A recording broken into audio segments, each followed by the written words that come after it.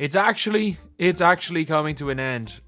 The NBA is finalizing deals with ESPN, NBC, and Amazon.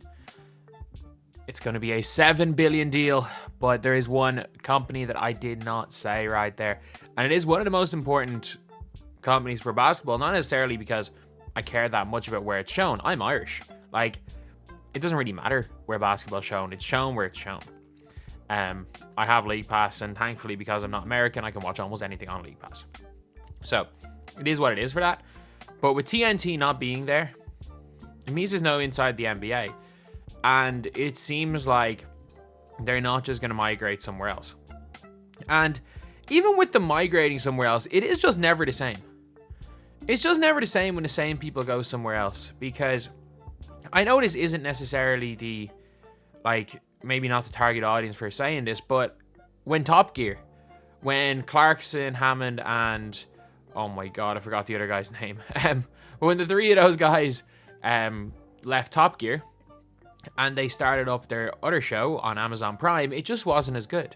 Because everything about the TNT crew, more than the people, the set, Ernie Johnson maybe as important as any of them. Actually, no, maybe not other than Charles Barkley. But Ernie Johnson, extremely important. He's not going to leave. So it's going to be harder and harder to keep that going. And maybe this is just a natural conclusion for it, because you can't, like, good things don't always last forever. And bringing in other NBA players on the inside the NBA, I don't think it's really worked. There's been some funny times. There's been some funny NBA players. An NBA player that I wouldn't mind seeing on it is Paul Pierce, just him getting abuse from the wall.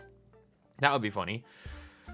But if that would happen. But at the same time, like, you're seeing Draymond Green on this, and he's just, all Draymond Green's doing is trying to belittle everyone around them and try to big up himself. I just hate, you saw from my last video, from one of my other videos, I hate Draymond Green. Love him as a player. As soon as he becomes a media member, can't stand him. Like, the way people talk about Pat Bev, like Pat Bev's podcast and everything, the way people describe Pat Bev is what Draymond Green actually is when it comes to this media. But he's been on it. It hasn't looked great. They tried to bring Caruso onto it last week, and look, I love Alex Caruso as well. I love him as a player. Not good in front of a camera. Really not good. And Shaq in 2011, when he retired, when he went on Inside the NBA, he was like the most seamless addition to Kenny Smith, Charles Barkley. He was the most seamless addition to that crew. And I can't think of any NBA players right now that would, like, fit in. That would fit in the way Shaq did. And also the fact that Shaq had still played against those guys. Shaq had played in the finals against Kenny Smith. For years he played against Barkley, so they knew each other.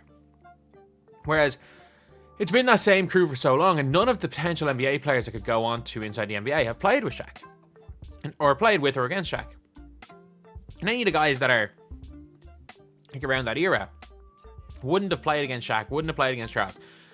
They wouldn't necessarily be on the same, like, banter level, the same, like, they wouldn't be almost friends with these guys from playing with and against them. So it's hard to just add in players to that. And who knows, maybe it's at the stage where it's just almost, not that it's almost gone on too long, because it's still really, really good, that maybe if this was going on for another 5 or 6 years, maybe it would lose a little bit of its charm. So in a way, Inside the NBA ending on a positive note could be a really good thing. But it's really a question of where they're going. Because obviously, again, Ernie Johnson's apparently not leaving TNT, and also apparently he's going to retire more than likely sooner than later.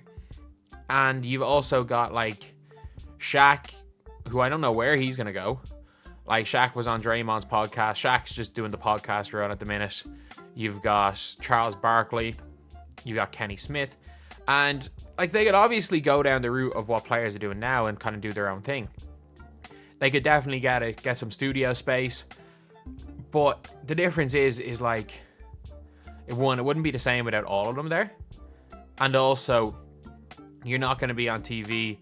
It's going to be more of a social media thing. And I do think that, like, Charles Barkley will do really, really well out of this. He'll get something fine. I think Shaq will. Kenny Smith, maybe not so much, as great as Kenny Smith is. But still, like, they're all going to have offers. Even if they are free agents in the media, they're all going to have offers and they're going to do well. But it still doesn't change the fact that next season is the last season we will see these guys. And I hope they go out on a bang. I hope we see the viral who he played for.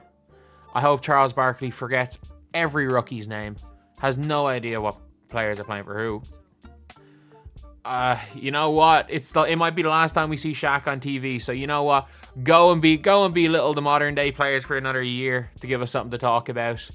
And yeah, it is sad, but with the way the NBA is going, like $7 billion, $7 billion. Like, I'm not even joking.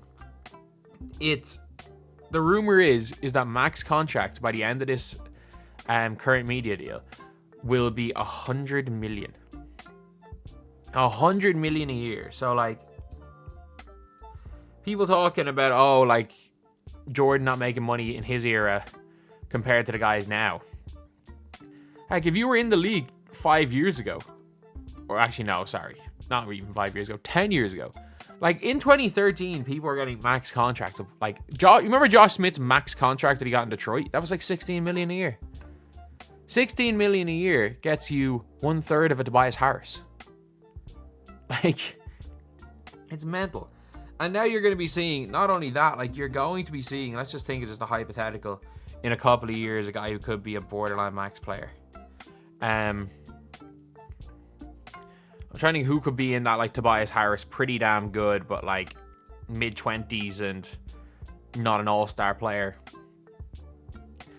You never know how, like, young players progress. Heck, maybe a Benedict Mathurin. Maybe Benedict Mathurin steps up and is like a 22-point-a-game scorer for Indiana.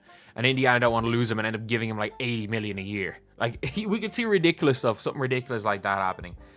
And, yeah, obviously, TNT just got outbid by NBC, and it is what it is at the end of the day. It is what it is. That's just the way the world works.